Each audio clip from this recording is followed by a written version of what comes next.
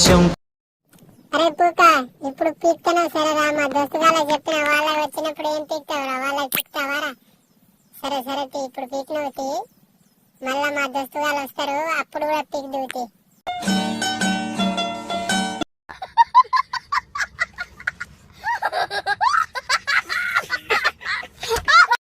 అన్న కొద్దిగా ఈ బండి వీడే బాగా ఎత్తేస్తండి, ఒకసారి చూడు.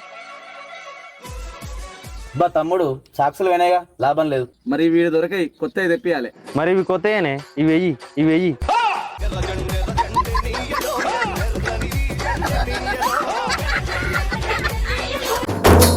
కల్లు కల్లు మనిసిరి మూవల్లే చినుకే చేరగా.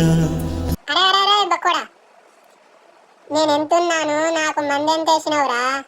బతకాలనా సావాలనా? అయ్యో ఎక్కువైందా? పాపిస్తాడా? సారీ. వానవాడాలే వేయని నిలువెల్ల మంచు వడగళ్ళు తాకి కడగళ్ళే.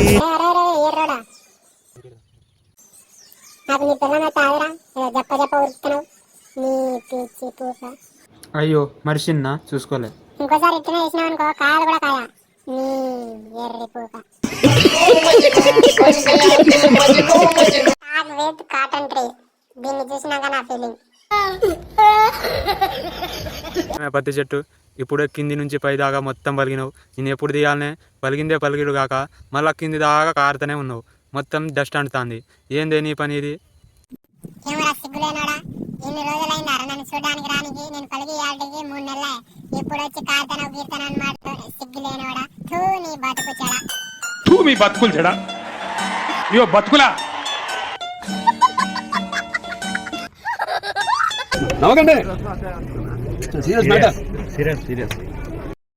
ఎవ్వరికి తెలియకుండా పత్తి చేనులో మేక దొంగతనంగా తింటున్నప్పుడు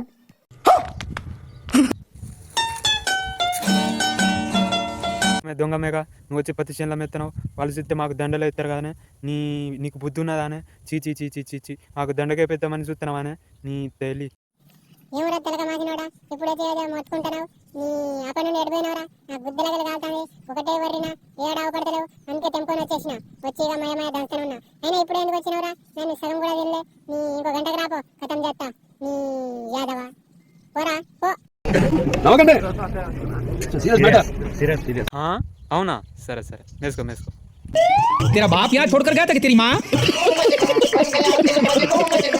శుభోదయం సూర్యదేవ. పొద్దున్నే ఎండలో తిరగడం వల్ల మాకు కలిగే కొన్ని ప్రయోజనాల గురించి మీరు చెప్పరా స్వామి?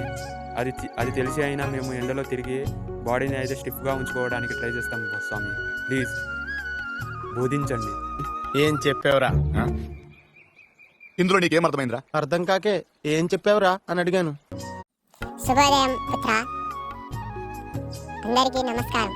పొద్దున్నే ఎండలో తిరగడం వల్ల చాలా ప్రయోజనాలు ఉంటాయి. సో ఫస్ట్, బాడీకి అయితే డి విటమిన్ చాలా బాగా అందుతుంది. మీరు చెప్పులు లేకుండా భూమిపైన నడుస్తూ సూర్య నమస్కారాలు చేయండి, బాడీ ఎంత ఫ్రీగా ఉంటుందో చూడండి మీరే. పొద్దున్నే ఎండలో వాకింగ్ చేయడం చాలా మంచిది.